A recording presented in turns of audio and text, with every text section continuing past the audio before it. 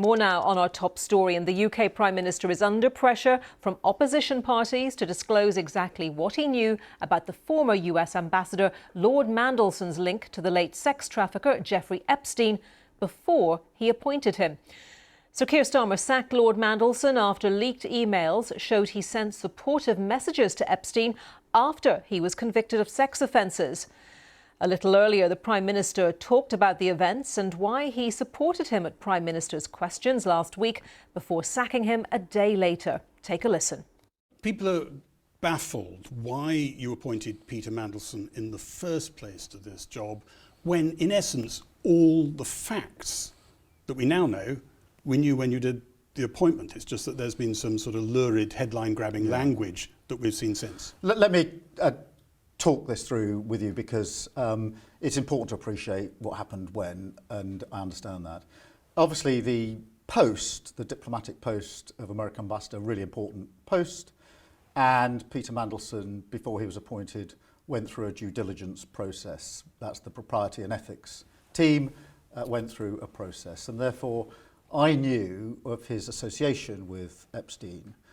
But had I known then what I know now, I'd have never appointed him. Because what emerged last week were emails, Bloomberg emails, which showed that the nature and extent of the relationship that Peter Mandelson had with Epstein was far different to what I had understood to be the position when I appointed him. On top of that, what the email showed was he was not only questioning, but wanting to challenge the conviction of Epstein at the time.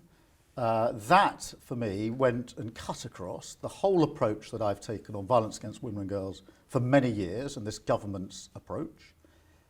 On top of that, what emerged last week, on Wednesday evening late, were Peter Mandelson's responses to questions that had been put to him by government officials.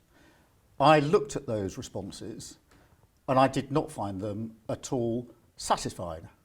And therefore, on the basis of those three things, the nature and extent of the relationship being far different to what I'd understood to be the position at the point of appointment, the questioning and challenging of the conviction, which, as I say, goes to the heart and cuts across what this government is doing on violence against women and girls, and the unsatisfactory nature of the responses from Peter Mandelson last week to the inquiries that made of him by government officials, I took the decision to remove him.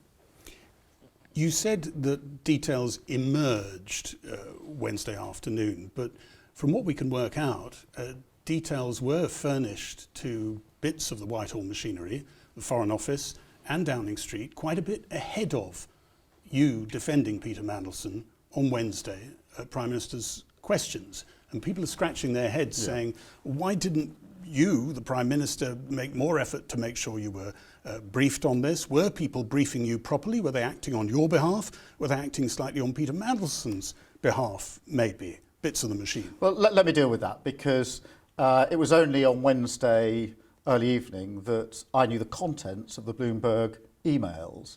It was only very late on Wednesday when Peter Mandelson replied to the questions that had been put to him by government officials. And it was on that basis that I took my decision that he should be removed. What I knew before PMQs was that there had been media inquiries. I didn't know the content of the Bloomberg emails. And I knew that questions had been put to Peter that he had not yet answered. And he hadn't answered them by the time it got to PMQs. There is, of course, a time lag in America, but I knew that there are questions that have been put to him, but I didn't know what answers he was going to give to those questions. That came later on Wednesday. And that's why, at that point, I gave the answer I did at PMQs, and that's the extent of what I knew at the time.